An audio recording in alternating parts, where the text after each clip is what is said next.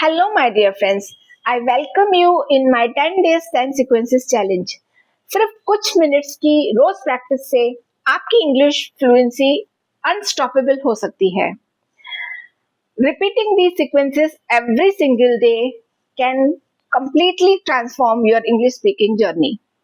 When you practice them regularly, your mind starts recognizing the patterns and slowly sentence formation becomes natural and effortless. Then you don't have to struggle thinking grammar rules again and again.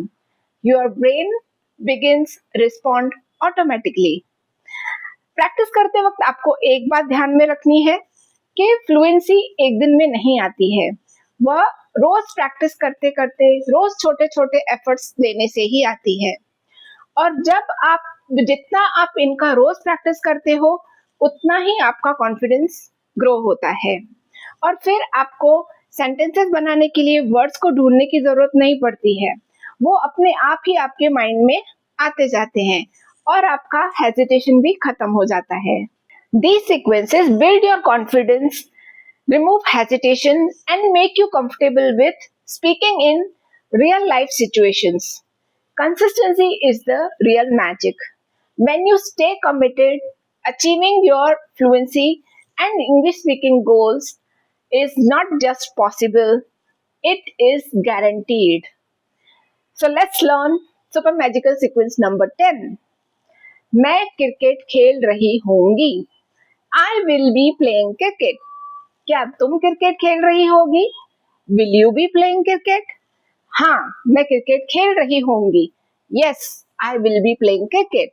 नहीं, मैं cricket नहीं खेल रही होंगी.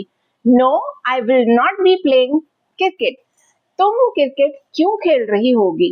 Why will you be playing cricket? This is future continuous tense and we use future continuous tense to talk about something that will be going on at a particular time in the future. मतलब future में कोई काम एक particular time पर हो रहा होगा. It takes रहा होगा, रही होगी, रहे होंगे at the end of the sentence. Like for example, मैं पौधों को पानी दे रही होंगी. I will be watering the plants.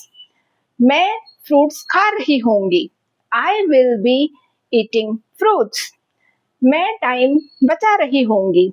I will be saving time. अब इसके स्ट्रक्चर को देखते हैं. ये आपका सब्जेक्ट है, ये आपका वर्ब है.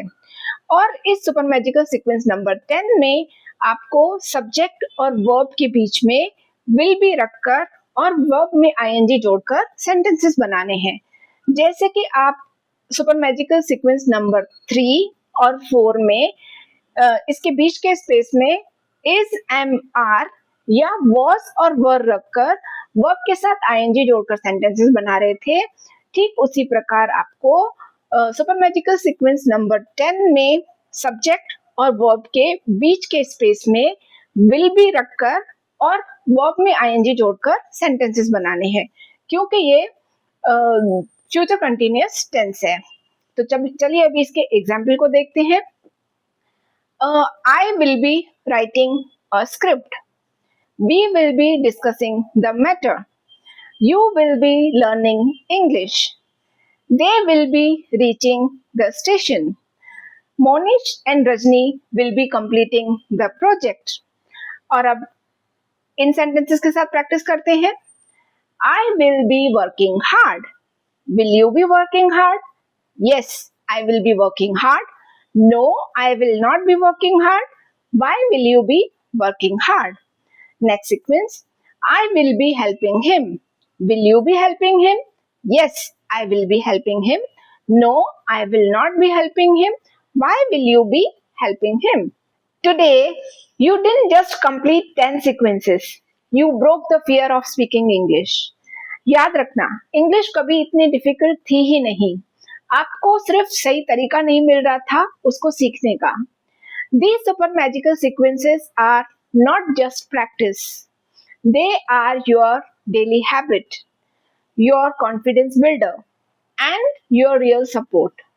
अगर आपने इन सीक्वेंसेस का 15-20 मिनट भी रोज प्रैक्टिस किया तो मैं आपको गारंटी देती हूँ कि इंग्लिश आपकी मुट्ठी में होगी। No books, no pressure, no fear of making mistakes, only practice, consistency, and your belief. And one day, very soon, you won't just try to speak English. You will speak it confidently, naturally, and proudly. This is Janvi, and you are watching Janvi's English Learning Treasure. Like, share, and subscribe for more. See you in the next video. Bye.